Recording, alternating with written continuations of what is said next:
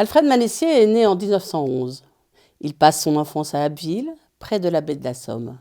C'est dans ces paysages où se mêlent l'eau, le sable et le ciel que naît à 12 ans sa vocation de peintre. C'est le seul paysage qui a sur moi une influence primordiale et que je retrouve partout, dit-il.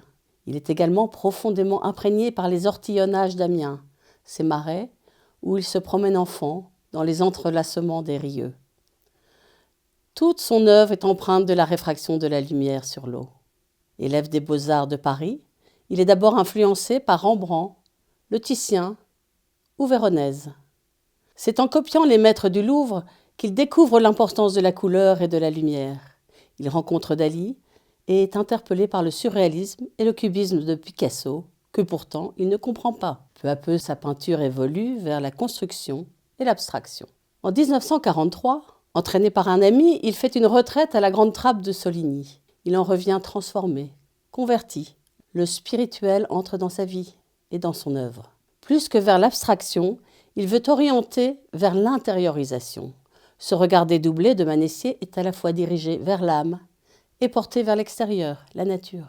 En 1950, il dira « Il s'agit de rechercher un langage ou un signe plastique retenant à la fois le monde sensoriel comme émotion et le monde spirituel comme révélation finale. » Il affirme aussi « Le chrétien ne doit pas s'éloigner des forces de la nature.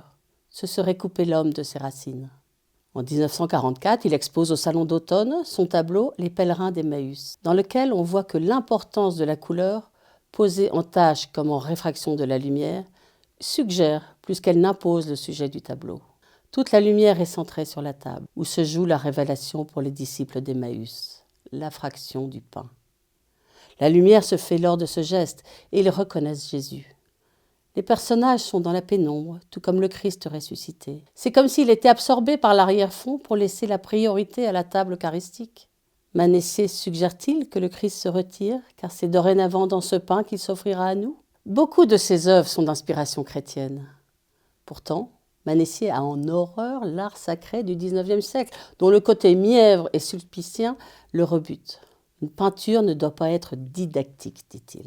Ce questionnement, proprement esthétique, trouva sa réponse à la décennie suivante, avec le mouvement du renouveau de l'art sacré en France, sous l'impulsion des frères dominicains, Couturier et Régamey. Il est plus sûr de s'adresser à des génies sans foi qu'à des chrétiens sans talent, disent-ils. Ils osent même faire entrer le non figuratif dans les églises. Il commande des tapisseries et des vitraux à Manessier. Ce dernier ne compose pas moins de 200 ensembles de vitraux pour des édifices religieux. Il inaugure sa dernière œuvre en l'église du Saint-Sépulcre à Abbeville, peu avant sa mort accidentelle en 1993. Alfred Manessier est considéré comme un des maîtres de la nouvelle école de Paris. Vous pouvez admirer cette huile sur toile de 195 cm par 130 au musée d'art moderne de Paris.